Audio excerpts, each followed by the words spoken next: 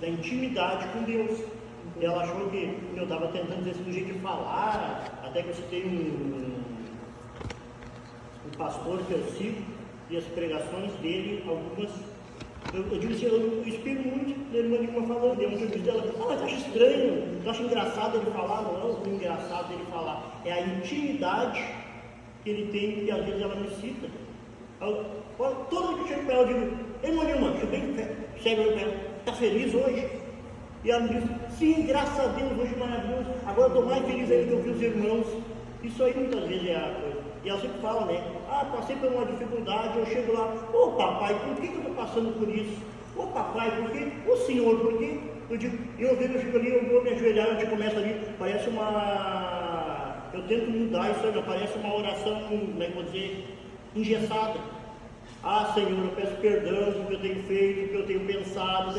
Aí no outro dia eu vou orar de novo, ô Senhor, eu te peço perdão do que eu tenho feito. Aí eu vou assim, não, peraí, eu tenho que melhorar isso aí. Só que há pessoas que têm dificuldade nessa parte aqui, que é trabalhar em equipe.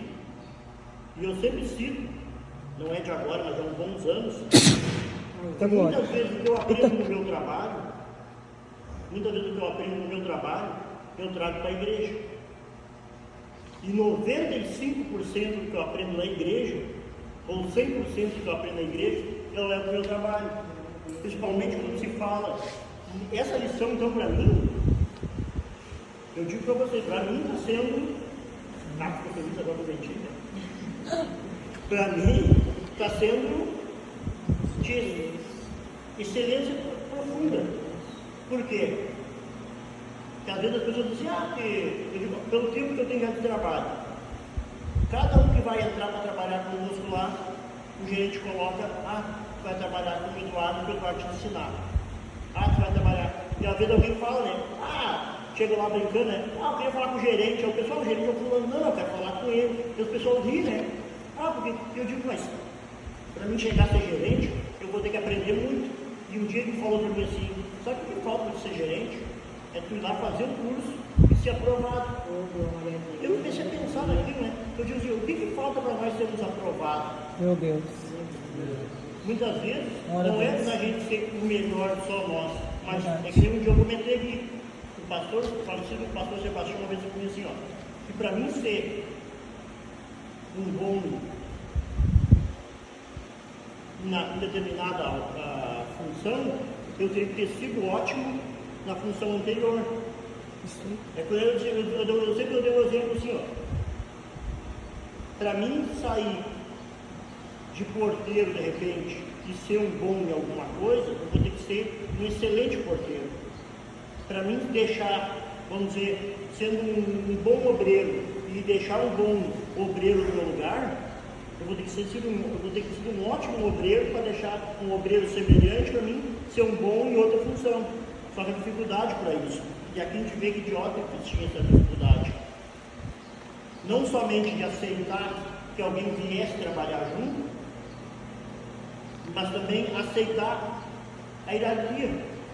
Glória a Deus. E a palavra tem falado há alguns dias com nós sobre isso. Sobre nós muitas vezes aceitarmos sermos liderados. É muito bom a gente pegar e delegar funções. É muito bom a gente dar exemplos. Mas agora nós temos o exemplo e a dificuldade. Eu vi que alguém, foi comentado sobre, ali o presidente comentou sobre nós sermos aprovados como obreiro, que não teve que se envergonhar, mas há dificuldade muitas vezes nisso. Aqui diz assim, no subtópico 1.1, que diz que discipuladores saudáveis. Pedro, que exerceu uma liderança saudável, se colocou com a mesma importância ministerial dos demais, ao dizer que é um presbítero como eles. E a gente sabia da importância de Pedro no meio do ministério. A gente sabia da importância de Pedro em visão aos outros, porque ele foi um dos que Jesus apontou como seria a pedra ou o mar, ou seria através dele. Mas Pedro não nos deixou assim ungir é se orgulhar, se exaltar. Não, ali quando ele vai falar com eles, ele fala: aos presbíteros que estão entre vós, de modo eu, que sou presbítero com eles, de testemunha das aflições de Cristo. Mas a maior dificuldade do ser humano é essa, é de servir. E ali quando fala no discípulo, acho interessante que fala assim, na própria explicação do trabalhar em equipe, que o termo discípulo, em grego, matar, significa seguidor ou aprendiz. E para nós sermos discípulo de alguém, nós temos que ser um bom seguidor, nós temos que ser um bom aprendiz. Aleluia. A palavra nos explicou e nos mostra bastante de pessoas que tinham vitória ou que passaram por vitórias. E ali agora que eu estava falando, eu fui procurar aonde que tinha, principalmente essa parte de nós trabalhar em equipe, ou nós andarmos em equipe. Glória a Deus. No próprio livro de Eclesiastes, eu estava anotando ali a primeira chamou. No livro de Eclesiastes, capítulo 4, o versículo 9 é um dos melhores exemplos que nós temos para aprender sobre isso. Fala assim, ó, que melhor é serem dois do que um. Muitas vezes é um exemplo, a gente, eu sempre explico isso aí, e eu aprendi, cara, eu aprendo com os irmãos isso aí.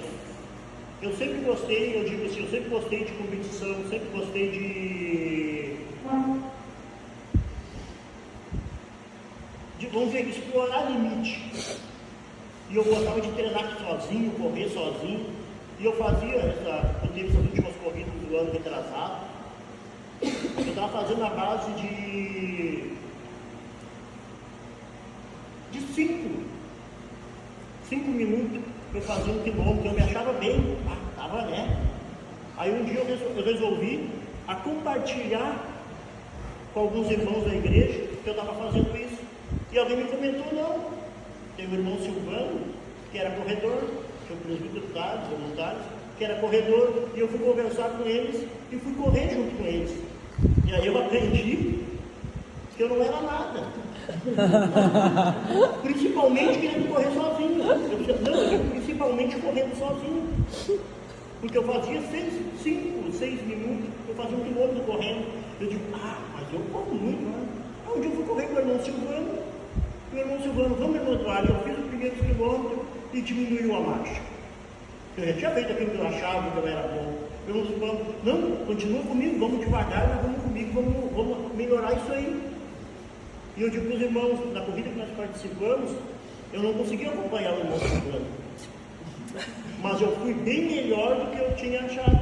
Porque eu comecei a andar com alguém que não se botou a melhor do que eu, mas teve ao meu lado.